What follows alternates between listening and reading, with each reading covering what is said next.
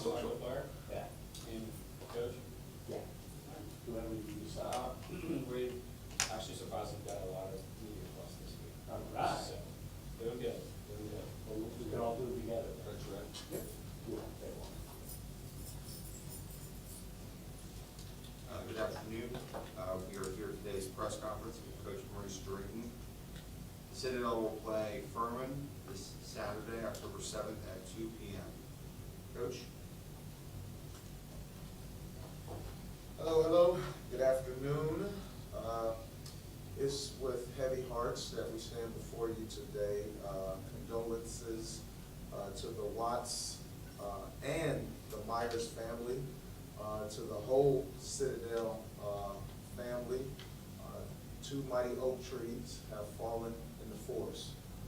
We will close ranks, we will keep marching, but it doesn't mean that we don't march with a heavy heart. I know you didn't touch on it on Saturday. What did Stanley mean to you? I will not go into detail. I haven't had the opportunity to truly grieve my friend. So I'm still working through that at this time. I understand. Looking at Saturday, obviously you scored on the first drive. Should have been the second as well, but how nice was it to see the touchdown on the first drive, and kind of how can you replicate that and kind of going forward in the coming weeks? Absolutely. That was one of our goals, to have a fast start. And we were able to check that box. It is very important to us. We're going to continue to practice in the manner that we have at the beginning of practice to try to replicate fast starts. And then the second, obviously the two penalties that kind of negated the touchdowns. I guess those are kind of more teaching moments. Yes, there are always teaching moments. Some you may agree, and some you may not. But it is a teachable moment. I was a high school wrestling official, so I got a chance to sit in locker rooms with officials. Officials are human beings. Officials make mistakes, and we basically teach our young men to take the official out of it. They do not exist. So we have to do a better job of when these types of things happen to moving on. You gonna submit a tape to the SoCon? Tapes have been submitted. Defensively, the first 5 games, the other teams that have scored in the first possession, how do you get off to a career start defensively? Yeah. Absolutely. That is a point of emphasis. Now, we will say this, it's still a complementary football issue, and it goes hand in hand. Offensively, we're now moving in the right direction, but early on it was 3 and out, and that affects the defense. And now the defense is set in a situation where here we go again mentality. So we're going to work on this thing together. We do have plans for that. Speaking of defense, let's look at a few positives from Saturday. Thomas Wyatt had 13 tackles, Carson Walters 7 like he normally does. Now we start talking about our young guys. Jamazin Roberts had 7 tackles. Cale Williams had 7 tackles, first time starter, both those young men. We had 22 Bulldogs to record in the defensive statistical category. Of those 22, 11 of them are true freshmen, true sophomores, or a redshirt freshman. Excuse me, I said it out of order, but you get the picture. So everybody knows we're playing with young team. And any time playing with young team, there will be some mistakes. Now, that's not fair to our current seniors. It's not fair to our current juniors. As everybody is, hey, give it time, give it time. Well, no, the goal, let's make sure we understand the goal. The goal is to win right now. And every week we go out there, that's what we're working towards. And since we're talking about some positives on offense, our third down efficiency, which is better. That was something we wanted to get on. We were at 50%. Grayson was 11 of 16, a gentleman who's never had to stand behind center and throw a ball vertically, and with no interceptions. So that is huge. That's an improvement. Our rushing offense, all right, versus Western Carolina. Western Carolina's defense held the University of Arkansas to 2.9 yards per rush. They held Sanford to 2 yards per rush. They held CSU to 3.4 yards a rush. Well, when we ran the ball, we averaged 4.1 yards a rush. So those are how we're keeping our team motivated and moving in the right direction. We're finding the wins, where we're checking the column of our weekly goals, and we're accentuating that and allowing that to propel us further. I guess going off that, how important is that? Obviously, the results, the win-loss being what it is, showing the guys that, hey, you are doing this right. How important is it to the kids? Well, it's very important to the young men.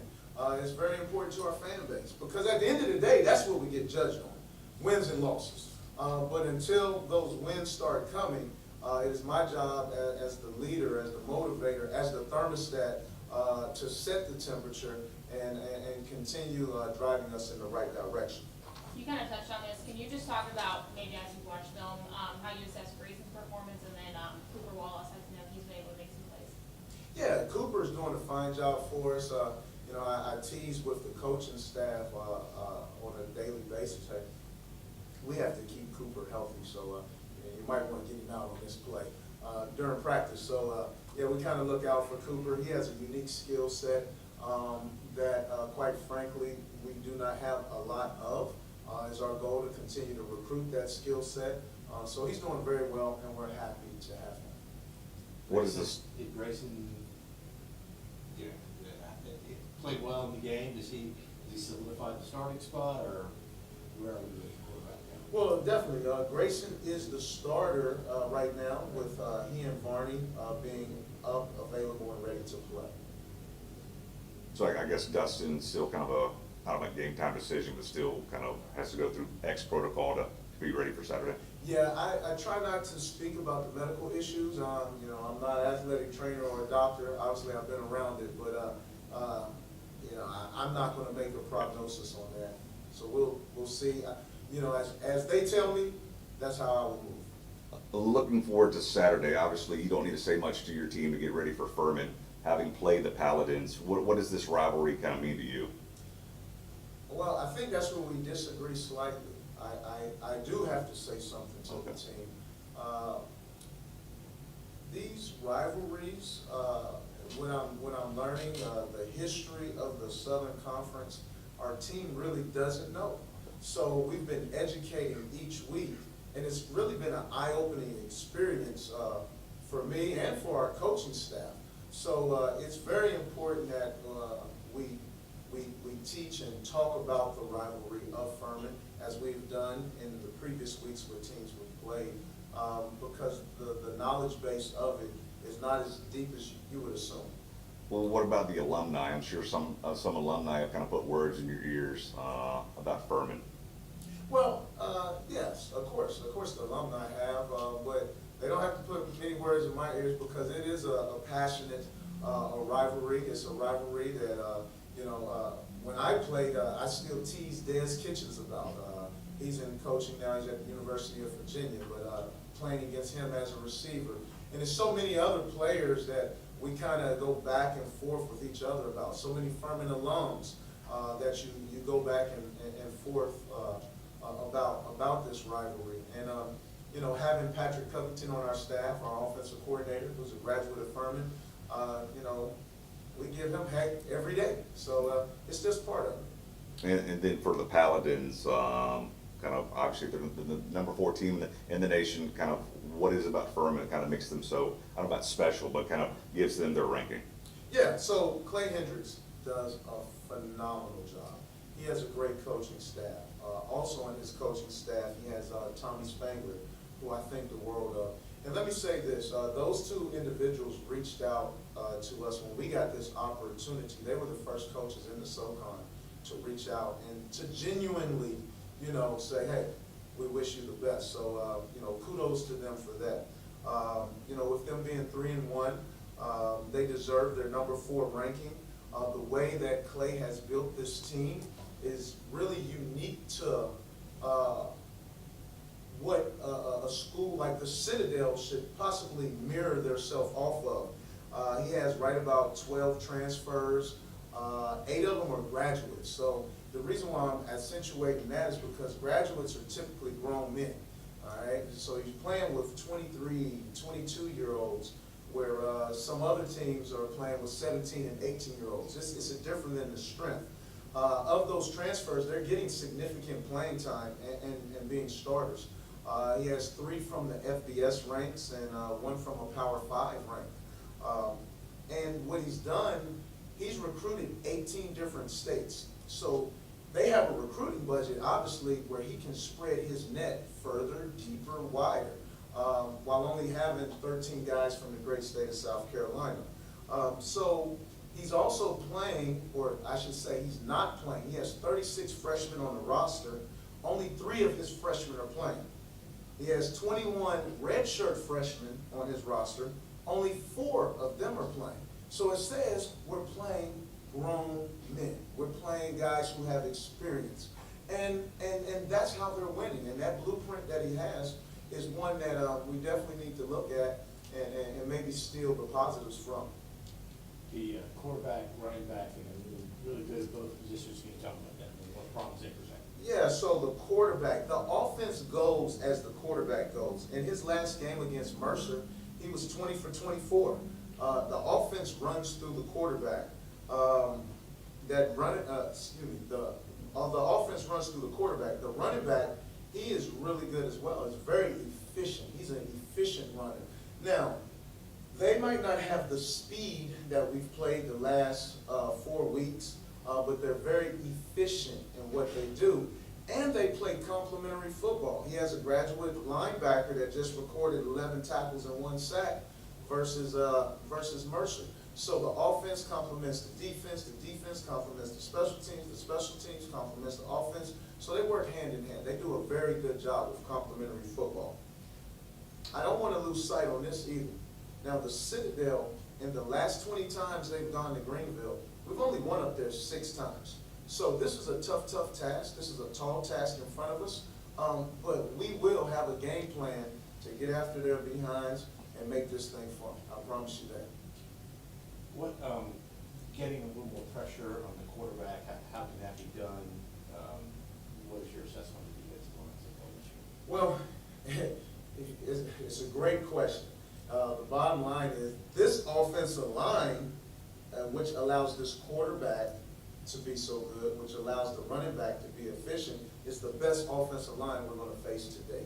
They're massive human beings.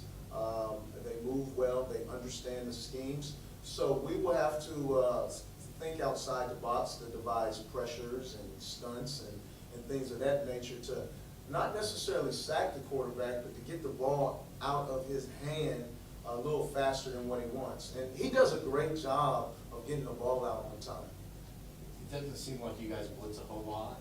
I mean, so you're relying on 3 guys against 5. That seems to be kind of hard to do that. Well, sometimes in football, you have to pick your poison. Right. So I think what you're seeing is a schematic philosophy versus the opponent at the time. If you go back to 2015, if you look at what Coach Jackson's defenses have done in the past, he is a pressure guy. But this is what we need to understand too. Some of the things we're running into here in year 1, you ever heard the saying skill versus will? Well, we have will, all right? But we're going to have to do things that our skill allows us to do. Are you disappointed not disappointed, are you frustrated, getting more pressure on the quarterback? Are you just that they can't hurry them along like you like them to do because they make bad decisions? Well, frustrated is probably not the right word.